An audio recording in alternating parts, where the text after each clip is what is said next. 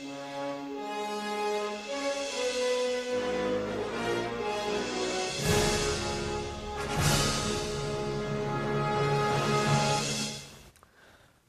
and good morning and welcome to Back to the Feature, a show which brings past, present and future films right here in the studio. Today, this morning on my glorious two chairs are Sight and Sound's Nikki Price and film crit Megan Roper. And yeah, first things first, regarding present films, we have Avengers Age of Ultron. We have interviews from the fans of what they very first thought of the film. Over to you guys. What were your first impressions of Age of Ultron? So, the Avengers Age of Ultron, that was pretty amazing. I mean, it's got similar things to the first Avengers, you know, superheroes assemble, having to fight a supposedly invincible alien race. But, you know, it's still Marvel.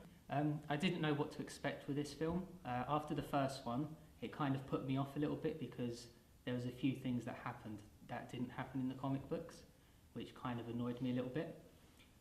Going into this film, it's kind of optimistic and it did live up to my expectations.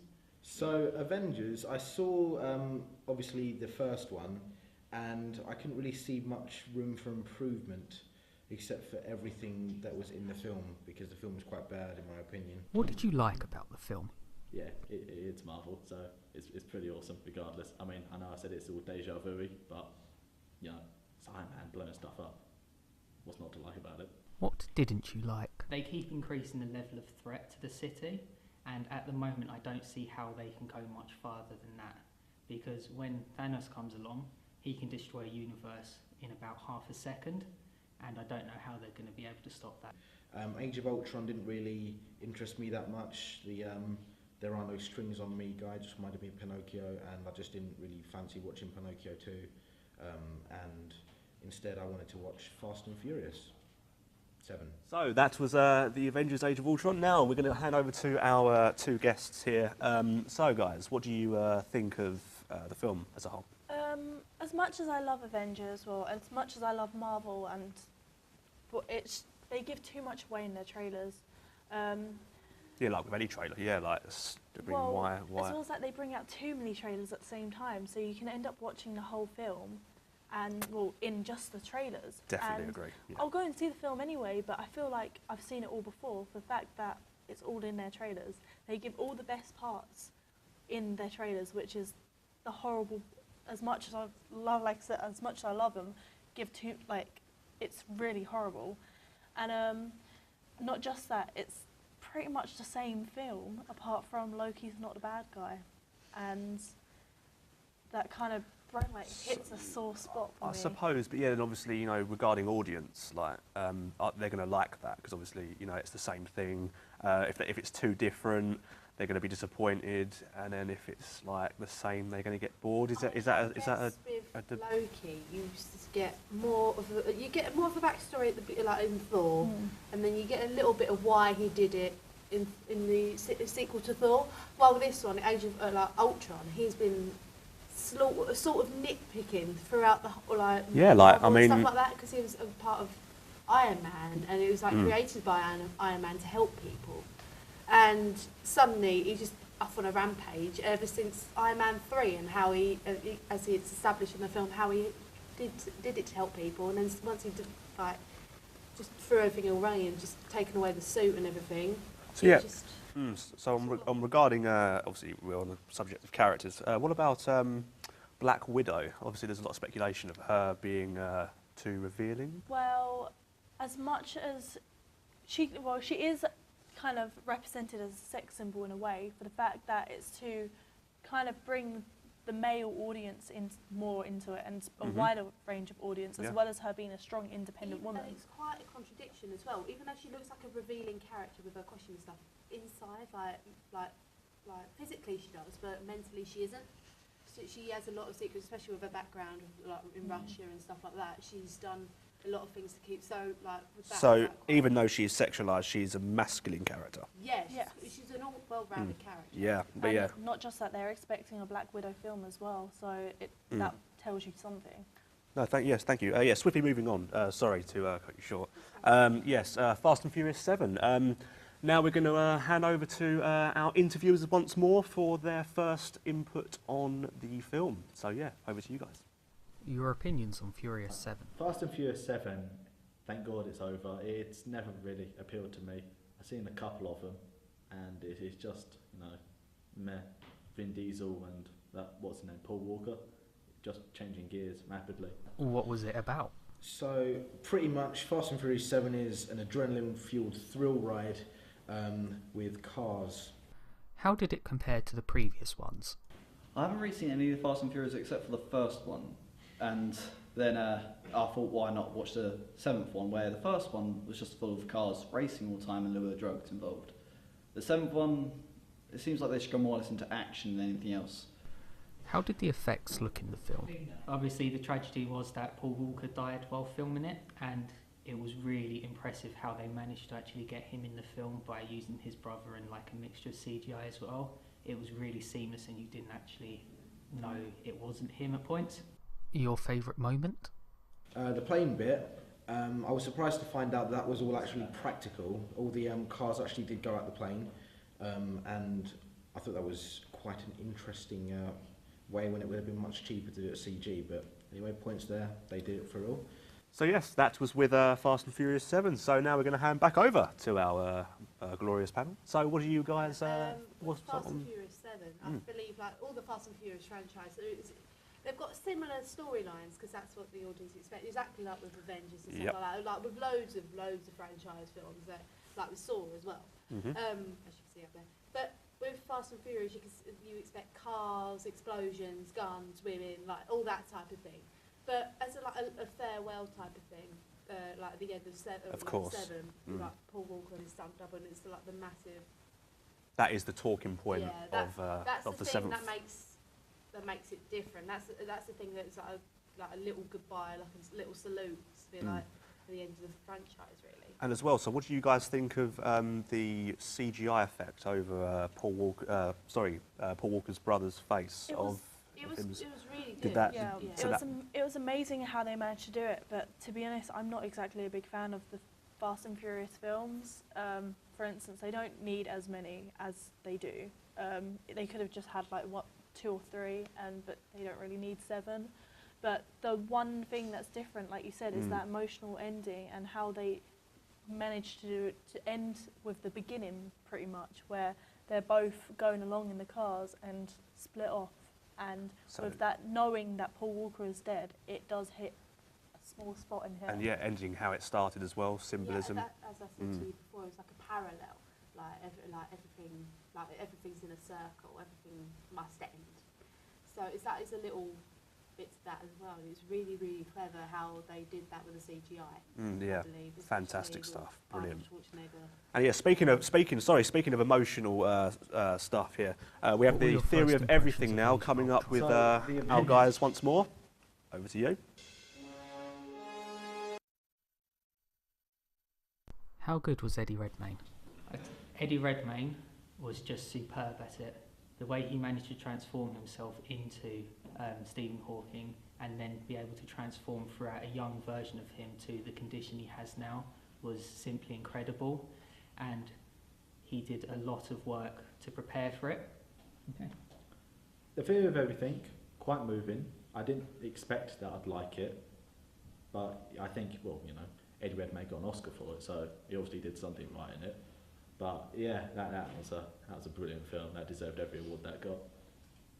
It was definitely deserving of all of the Oscars that it won, and I highly recommend it to anyone that wants to watch it. So yes, now again once more over to our 2 guests here. So the theory of everything. What stood out for you the most, particularly, Megan? As Go. you said, it's quite an emotional film. Like one of my flatmates, she actually cried at the end of it of how bad, how bad, devastating his life was. Yeah, It's not growing up. devastating as how it affects him and how you can slowly see him deteriorating to become the man he is, especially as he only had like a year and a half to live in the 60s, and how he's lived for so long and no one knows how or why. And it's how his brain's still functioning, but his body isn't, and how it's like... The one thing I thought well, everyone kind of took it in a wrong way in a film, and not people a lot of understand it is how his wife was to him, where she fell in love with another man but married him anyway, and it can be a very difficult thing because, for one, to find something like that happen to you, you find that you get an illness, you don't want to be alone for that, and you do need the person you love, no matter what. She supported him anyway. It was her Yeah. idea to get married, but she thought he only had a year to live. So obviously you go in with that mindset. But of course he had like 40 years to live. Like he's lived 40 plus years. So with sorry. me. So do you guys know what condition he had? Yes, the Americans call it ALS. It's Ah, Loxin syndrome. yeah. So he just he can't do anything on his own anymore. It must be terrible to have. Yeah. You know. Well, he still has all his family, which is a great thing as well. And as much as he is still deteriorating, he's got all of his loved ones, and he's got a film to tell everyone what his life was But about. it's also scientific achievements as well, and how is this like disability hasn't affected him like throughout all of this. So would you say it's an accurate portrayal of his life in the Well, film? Yeah, because they actually done it from his biographies. Oh, so Yeah. quote So it's direct quite- quotations. and he from- actually went onto the sets and spoke to the, yeah. Oh, fantastic. the actors about it, so how Brilliant. he felt. Yeah, and not just that, to have not just the achievements as well, but for someone who is so smart and so influential in the world, and for scientists and for our world in general, finding what he has out has just been a great thing. Thank you. Yeah, awesome stuff. Anyway, yes. Now, speaking of originality, regarding now Jurassic Park, you know, or should I say Jurassic World, as it is going to be called.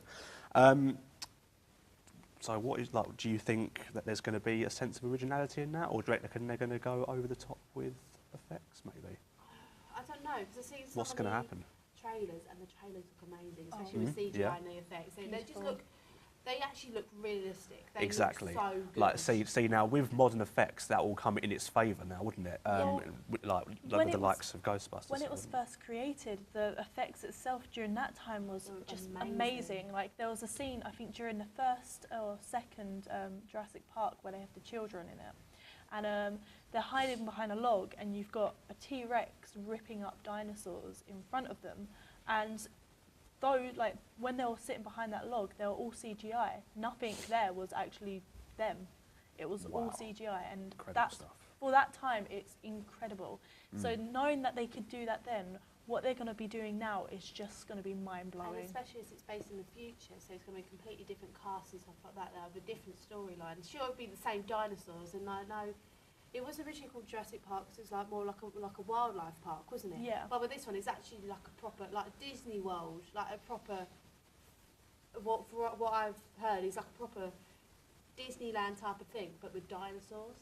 That's So going to be that'd be interesting. quite That's going to be interesting. interesting That'd be because quite- obviously, you know, it's Disney. You mean It's going to chi- be like a Sea World as well, Yeah. as we've seen from the Mosasaurus, I believe it is. Is that the name of the dinosaur? I think it In is. the Yeah, aquarium? Yeah, Yeah, yeah, the I think it is, Mosasaurus. yeah. Yeah, but no, thank you very much. Now on to future. Now we're going to whiz forward in time now. Now with regarding the new Star Wars. Obviously, you know, like, do you think that's going to have, again, based on originality, do you think it's going to have that?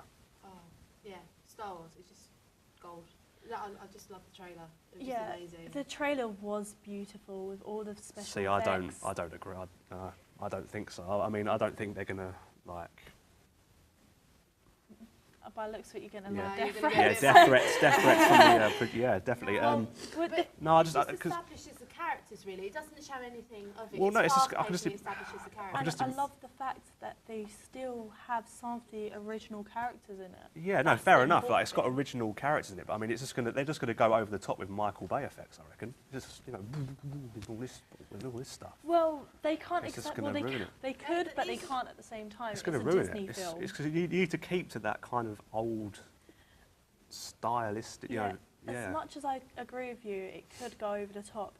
You've got to remember needs to it's be a careful. Disney film, and they can't go too over the top Best because thing. it's Disney. Yeah, the And best plus thing. It's the ultimate fandom as well, so they can't do new effects. Like Shaun with the lightsaber sword, you know, that was incredible. Yeah, that's what I was about to say. Reaction That's what I was amazing. about to say. Literally, I think that, in my opinion, is the best part of the trailer. The double lightsaber when you see it like come out, it's just like it just sounds amazing. Like I genuinely, that stood out for me in the trailer the most, I'd say. But obviously, you know, that is not really the whole point. It needs to stick to the original. Trilogy. Yeah, definitely it has to. It can't go over the top of that. No, I can completely understand where you're coming from. But then they would have put over the top shots in the trailers, though, wouldn't they? You know, That's one of the things overall they the put- trailer. I mean, the trailer. There's nothing wrong with it personally. I'm just concerned of what the actual feature's going to be Yeah. like. you Like know, it's- going back to what we were saying, Mm. people prefer the old than the new. Again, so yeah, just can't please everyone, It can just you? depends on what you grew up with, really, and Exactly. how you portray the films. Mm. It just, especially if you've watched it since you were young and you grew up with watching the trilogy, and then suddenly these new films come out, and then you're like, oh, but they're not my childhood. It's just depending on the actors and Mhm, the yeah, writing. yeah, definitely. But no, there's only one way to find out. Again, it comes out in December. It just says December. December. Yeah. There's not an official date yet. No. No, not yet. Okay, well, roll on December. But yeah, anyway. Now, later on, still to come on the show, we have our special guest lined up for our future trailer direction in time. Over to you guys.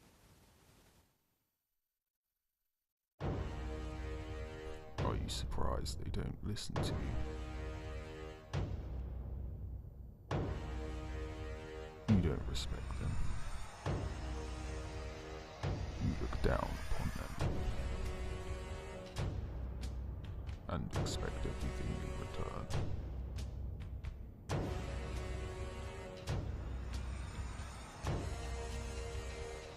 The main thing I wanted to bring to attention was racism to other cultures during these times.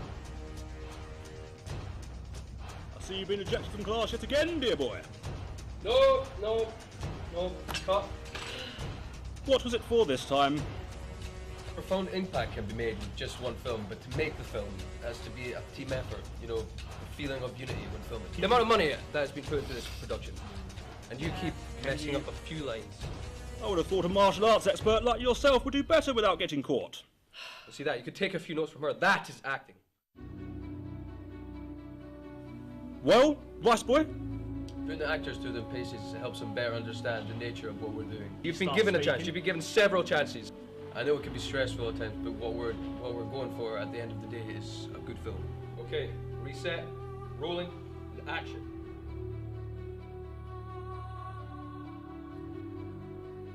He's not always the easiest person to be around when stressed. I'm sorry, you can't take criticism as well as this man right here. Essentially, everyone knows that the 50s were in the best times for people with dark skins. So, for detention, But something far less in public knowledge was the racism towards other ethnicities. a chink should know better 500 times. I'm just trying to do my job. What man? Just Some shoddy, you got some shoddy work going on. It's Screw you, shaking. man. Yeah, we've had hours to get this together. Come on, what are you playing at? I mean, little Chinky Boy's doing fine here. Undeniably, though, he's a great director. Oh yeah, without a doubt. He is right, though. We have given you like 4 Oh. takes. I believe... How many chances do you expect to get given? You're on a fine line. You're on a fine line. Hopefully this film becomes worth its weight in the effort that we put into it. Again! By not saying anything.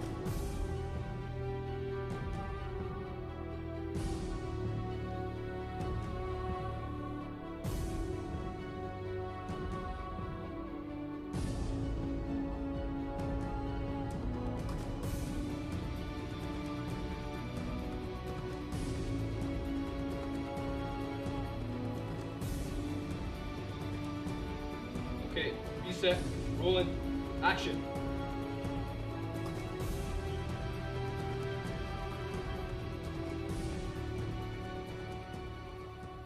Yes, and now I am seated here with the promising prospect director, Mr. Scott Passfield. Hello. Yes. So, can you just tell us, Scott, what did you think of the process of making the film? What was your your barriers, your stresses, your... It was very tiresome. Yeah? Yeah, it's hard to get good staff nowadays.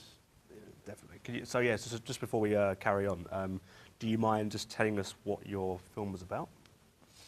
It was about like, difficulties with being different races during like the 50s. So it was set in the 50s, like struggles other ethnicities would have in like not emigrate, like moving from other like from their countries and homelands, coming here and getting educated in our school system, whilst our people in the like, teachers and whatnot are somewhat ignorant to their